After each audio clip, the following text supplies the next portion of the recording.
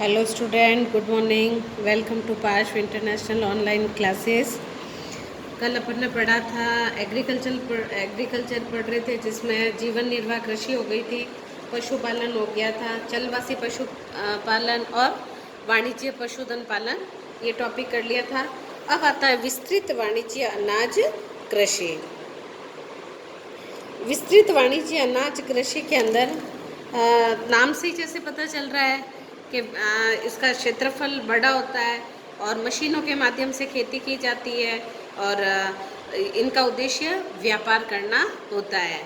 तो वास्तव में जीवन निर्वाह कृषि ने विस्तृत निर्वाह कृषि के रूप में ले लिया। जीवन निर्वाह कृषि जो अपन ने कल पढ़ी थी, इसमें क्या होता था, प्राचीन काल में जो मानव खेती करना सीख गया था, धीरे धीरे उनका टारगेट एक ही था कि भाई सिर्फ अपने भरण पोषण करके अपना जीवन यापन करना है, जैसे नाम से ही पता चल रहा है, ठीक है।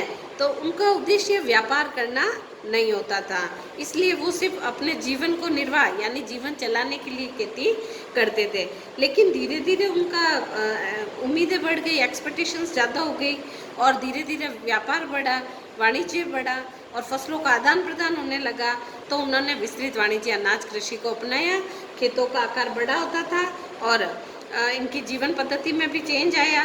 कृषि उत्पाद व्यापारिक दृष्टि से किया जाने लगा और इस प्रकार की कृषि विकसित देशों में की जाने लगी, जहाँ भूमि अधिक जनसंख्या कम होती है। विकसित देश जैसे अमेरिका, यूरोप, अगर ये कॉन्टिनेंट कह दो, है ना, यूरोप के अंदर कंट्रीज़ ले लो, तो ये विकसित है। तो वहाँ पर अब जैसे भारत विकासशील है, पॉपुलेशन ज़्यादा है, क्षेत्रफल कम है हमारे पास, तो इसलिए यहाँ पर वाणिज्य अनाज कृषि नहीं होती है, इतनी मात्रा में नहीं होती है जितने विकसित देशों में होती है। तो वहाँ पे ज़मीन बहुत थी, तो वहाँ खेती ज़्यादा करने लगे, खेती किया तो फिर आयात निर्यात शुरू हो गया। तो विकसित देशों में जहाँ भूमि अधिक है, जनसंख्या कम है, वहाँ पर ये खेती की जाने लगी। इनकी विशेषताएं निम्नलिखित है। देखो क्वेश्चन यही आएगा, विस्तृत वाणिज्य अनाज कृषि की विशेषताएं बताइए। तो क्या होता है, नंबर 1, इस प्रकार की कृषि विस्तृत भू जोतों पर की जाती है। इनका क्षेत्रफल 240 से लेकर के 1600 हेक्टेयर तक होता है, यानी इनका क्षेत्रफल बहुत ज़्यादा बड़ा होता है और ये लोग व्यापारिक फसलें उगाते हैं जिससे ज़्यादा से ज़्यादा फायदा हो, प्लस पूरी मशीनों से खेती की जाती है, बुवाई करना, जुताई करना, कटिंग करना, है ना, ये सारे के सारे काम मशीनों से होता है। मानवीय श्रम कम होता है। खेत तैयार करने से फसलें काटने तक का समस्त कार्य मशीनों के द्वारा किया जाता है। ट्रैक्टर, हार्वेस्टर, थ्रेशर, कंबाइन, विनोअर आदि मशीनों के यंत्रों का प्रयोग किया जाता है। इस प्रकार की कृषि की मुख्य फसल गेहूं होती है। इसके अलावा जौ, जई, राई, तिलहन आदि फसलें भी उगाई जाती है। खाद्यान्नों को सुरक्षित रखने के लिए बड़े बड़े माल के गोदाम भी बनाए जाते हैं। क्यों बनाते हैं गोदाम? ताकि वो जितनी बड़ी खेत एरिया होगा उतनी ज़्यादा फसलें उगाई जाएगी, तो वापस उन अनाजों को रखने के लिए गोदाम भी बनाए जाते हैं। और मानवीय श्रम का भी उपयोग न्यूनतम होता है। देखो मानवीय श्रम का उपयोग न्यूनतम है, कम से कम, जैसे बस अब जैसे बोरियां भर गई तो बोरियों को उठा करके गोदाम में ले जाना, इसमें श्रमिकों की आवश्यकता होती थी, जबकि यहाँ पर 90% का कार्य मशीनों के माध्यम से किया जाता था। मानवीय श्रम का उपयोग न्यूनतम होता है। प्रति हेक्टेयर उपज कम है लेकिन प्रति व्यक्ति उपज अधिक है। देखो दोनों में उल्टा है। जीवन निर्वाह कृषि में प्रति हेक्टेयर उपज ज़्यादा है लेकिन प्रति व्यक्ति उपज कम होती है। रीज़न क्या कारण है? क्योंकि इसमें खेतों का आकार छोटा होता है, इसमें मानवीय श्रम से कार्य किया जाता है, इसमें ये पैसों की आवश्यकता, पूंजी कम लगती है। जबकि विस्तृत वाणिज्य अनाज कृषि में बिल्कुल उल्टा, खेतों का आकार बड़ा, कृषि के माध्यम से खेती की, ये मशीनों के माध्यम से कृषि की जाती है और मानवीय श्रम बहुत कम होता है और अधिक पूंजी की आवश्यकता होती है और क्षेत्रफल भी बड़ा चाहिए, बड़े बड़े गोदाम चाहिए, ठीक है।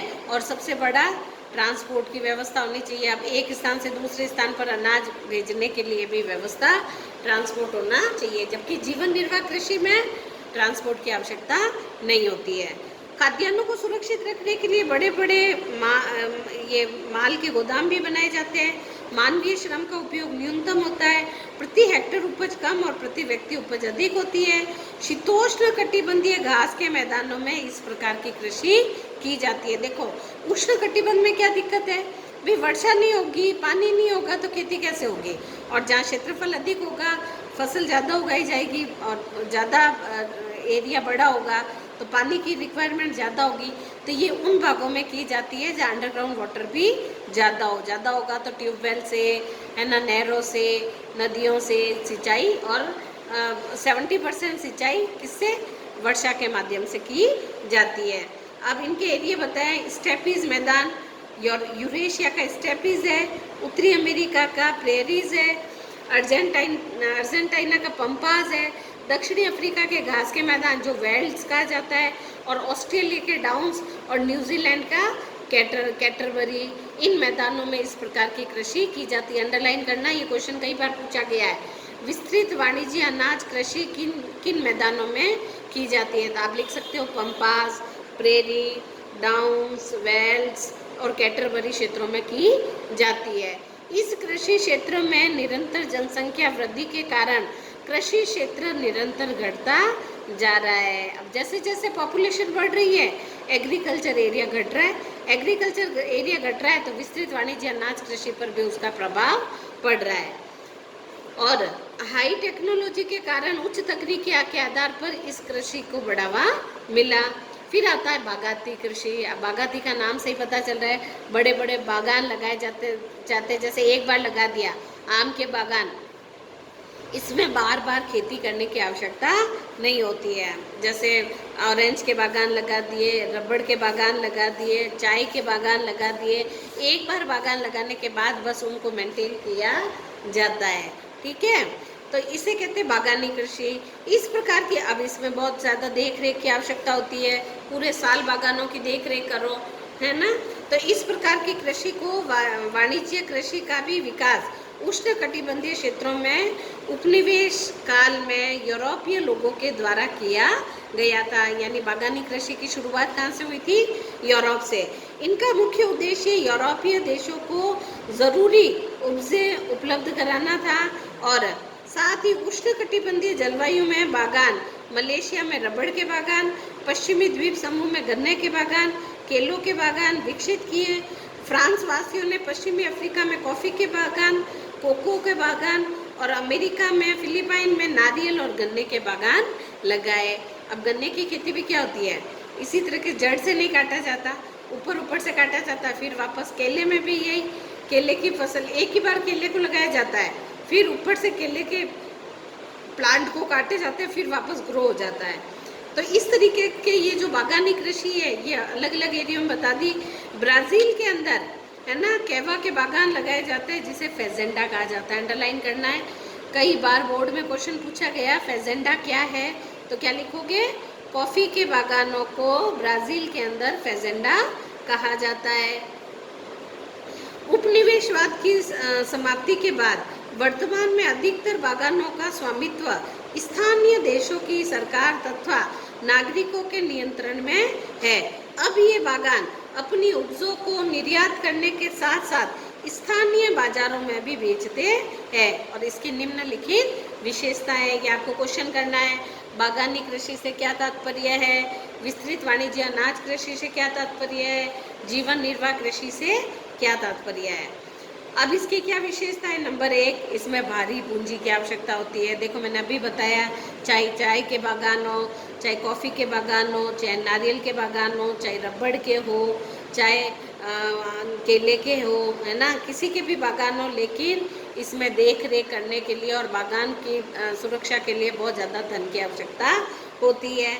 और तकनीकी आधार पर भी वैज्ञानिक विधियों के द्वारा इसका प्रयोग किया जाता है, उच्च प्रबंधन वगैरह। और इसमें बहुत बड़ी संख्या में श्रमिकों की भी आवश्यकता पड़ती है। जैसे कि चाय के बागान लगाए जाते हैं तो चाय के एक एक पत्ती को, लीफ को तोड़ा जाता है ना, उसका मेंटेनेंस किया जाता है, केयर की जाती है ताकि वो पूरे साल हरे भरे रहे। और इसमें बहुत बड़ी संख्या में श्रमिकों की भी आवश्यकता होती है। यह एक फसली कृषि है, इसमें एक ही फसल होगी।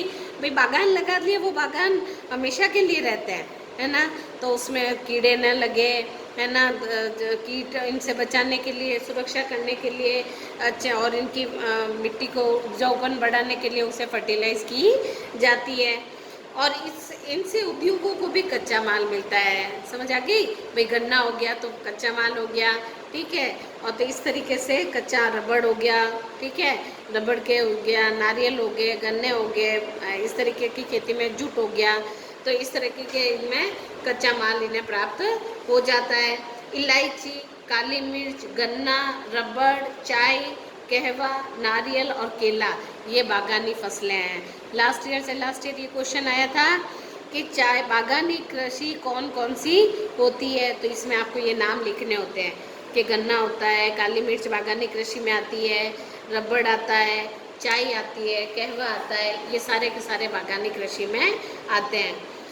तो इस प्रकार की कृषि सबसे ज़्यादा कहाँ की जाती है, तो नंबर 1 इंडोनेशिया, मलेशिया, दक्षिणी व पूर्वी भारत, दक्षिणी चीन, म्यांमार, कंबोडिया, फिलीपाइंस, श्रीलंका, मध्य अफ्रीका, ब्राज़ील, फिजी, क्यूबा, हवाई द्वीपों पर ऐसी कृषि की जाती है। नेक्स्ट आता है मिश्रित कृषि। अब देखो, कुछ कृषि तो नाम से ही पता चल जाता है। मिश्रित का अर्थ होता है एक ही बागान के अंदर सब तरह की कृषि करना, जैसे कि अनाज भी उगा लिया, पशुओं को भी पाल लिया, चारागाह भी उगा लिया और धान कृषि भी लगा ली या दालें लगा ली। तो एक ही खेत के अंदर बहुत सारे कार्य किए जाते हैं, उसे मिश्रित कृषि कहते हैं। इस कृषि में फसलें उगाने तथा पशुओं को पालने का कार्य एक साथ किया जाता है। और इस प्रकार की कृषि विश्व के अत्यधिक विकसित भागों में की जाती है। उत्तरी अमेरिका के पूर्वी भाग में इस तरह की कृषि की जाती है, उत्तरी पश्चिमी यूरोप में की जाती है, यूरेशिया के कुछ भागों में, दक्षिणी महाद्वीपीय भागों में, शीतोष्ण अक्षांशों में इस प्रकार की कृषि का विस्तार सबसे ज़्यादा है। अब इसकी विशेषताएं क्या है? इस प्रकार की कृषि में फसल के साथ साथ पशुओं का भी पालन किया जाता है। इस कृषि में खेतों का आकार मध्यम होता है। गेहूँ, जौ, राई, जई, मक्का, सोयाबीन, चारे फसलें इसमें बोई जाती है। फसलों के साथ पशुओं जैसे भेड़, बकरी, सुअर, मवेशी, मुर्गी आदि का पालन भी किया जाता है। और इसमें फसली कृषि मृदा उर्वरता को बनाए रखने की भी आवश्यकता होती है। इस प्रकार की कृषि में भारी पूंजी की भी आवश्यकता होती है। कुशल व योग्य कृषक इस प्रकार की खेती करते हैं और इस कृषि में महानगरों के समीप की जाती है ताकि तुरंत उन्हें वहाँ पर बेचा जा सके। उत्तम कृषि विधियों, उत्तम परिवहन, विश्वसनीय वर्षा वाले क्षेत्रों में इस तरह की कृषि की जाती है। अब ये हो गया बागानी कृषि से क्या तात्पर्य है, बागानी कृषि में कौन कौन सी फसलें उगाई जाती है, समझ आ गई। मिश्रित कृषि से क्या तात्पर्य है, मिश्रित कृषि में कौन कौन सी फसलें उगाई जाती है, मिश्रित कृषि की विशेषताएं बताइए, ये क्वेश्चंस आपको करने हैं। Thank you.